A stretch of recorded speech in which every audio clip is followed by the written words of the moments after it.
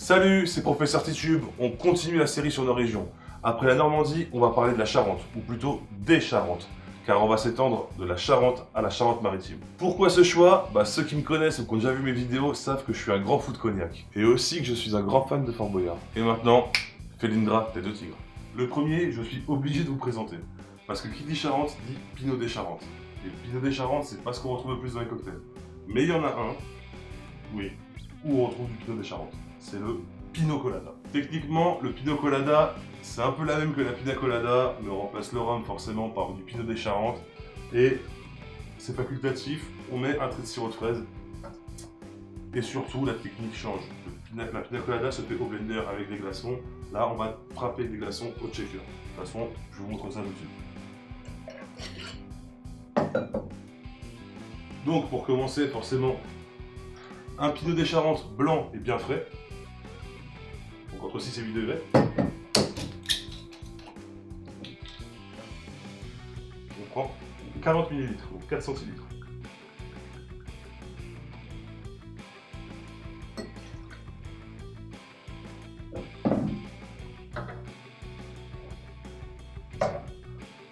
On prend de la crème de coco et pas du lait de coco parce qu'il faut qu'on ait quand même une texture assez onctueuse. Donc on va en mettre environ 20 ml, 25 par là.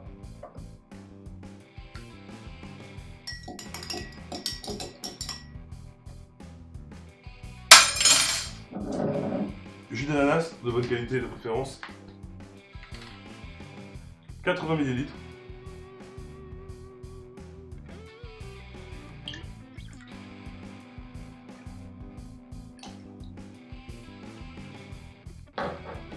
Et ça c'est facultatif, certains la mettent, d'autres non, moi je préfère avec.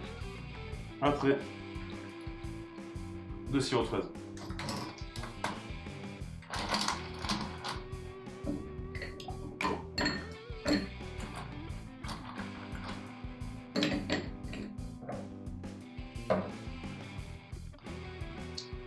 Et bien sûr, on check de trace.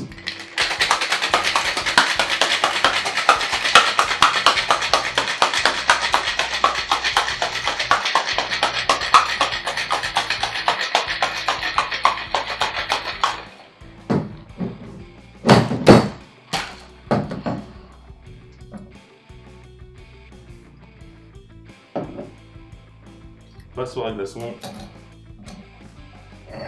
Verre martini de grande taille.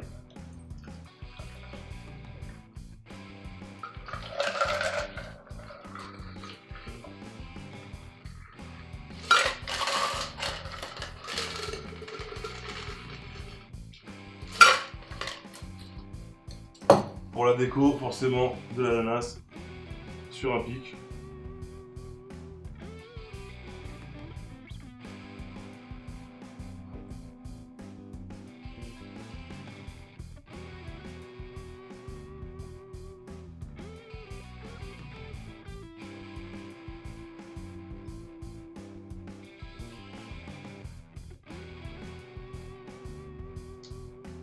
Et voilà, vous avez le Pinot Colada.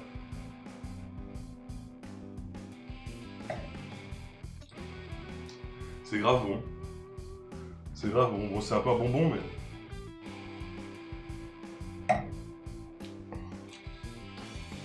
c'est super bon.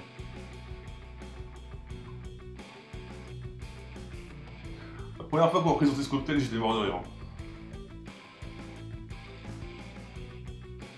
Et finalement, il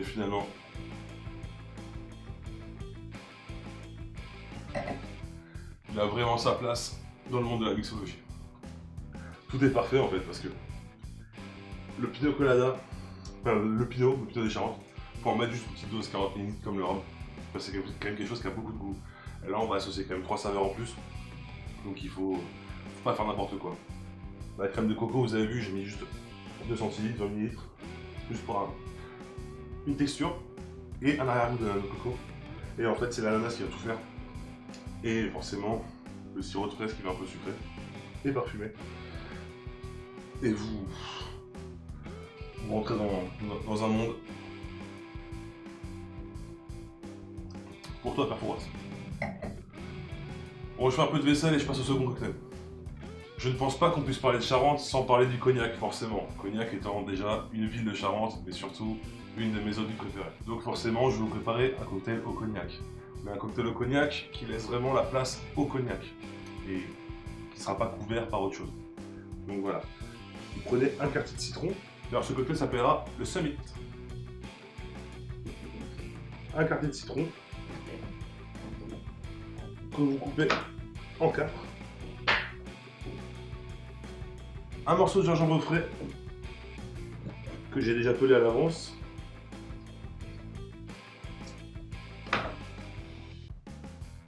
Que je coupe en 4 aussi. Ça donne à peu près ça, j'espère que vous verrez. Et là, on prend un pilon, mais on n'écrase pas. On va juste essayer de faire libérer les saveurs en pilant un tout petit peu. Là, on va mettre 20 ml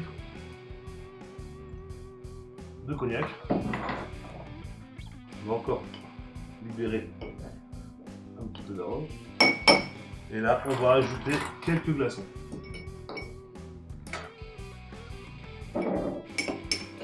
Et on va faire tourner pendant quelques secondes, une dizaine de secondes.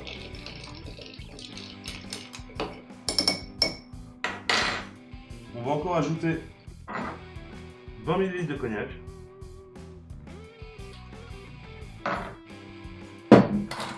Et on recommence le même processus. On refroidit.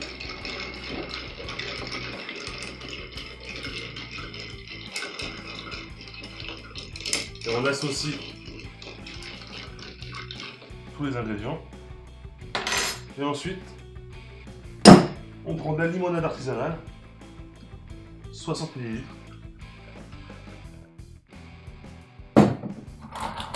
On rajoute une dernière fois des glaçons. Et on mélange cette fois-ci plus délicatement. Et pour la déco, mais surtout pour le parfum, pour l'odeur, on prend une pelure de concombre.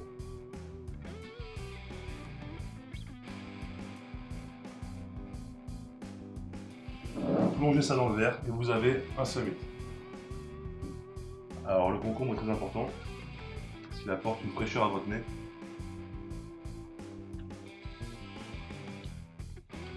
C'est merveilleux.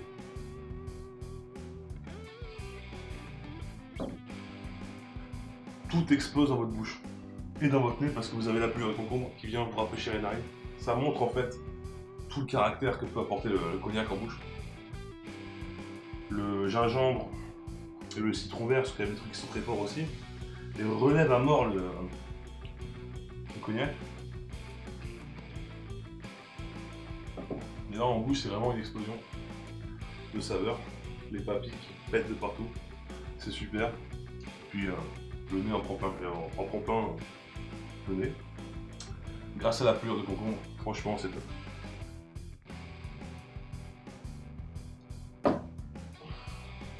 J'en ai foutu partout. Bon, n'oubliez pas que l'alcool est dangereux pour la santé quand même. Il faut consommer avec modération, c'est très important. Bon, après celui-là, j'arrête. Jusqu'à demain. Si vous faites la recette, ou une des deux recettes, envoyez-moi une petite photo, ou juste dites-moi ce que vous en avez pensé. Comme ça, on va pouvoir discuter. On va pouvoir aussi s'échanger de recettes, ou dire ce qu'on a aimé ou préféré sur l'un ou sur l'autre. De toute façon, vous trouverez tous les liens dans la description de la vidéo, mes réseaux sociaux, ma boîte mail, tout. Donc ne vous privez pas, sinon laissez un petit commentaire, c'est juste en dessous. Mettez un pouce bleu à la vidéo, sauvez un maximum de boyards, abonnez-vous, à mercredi prochain.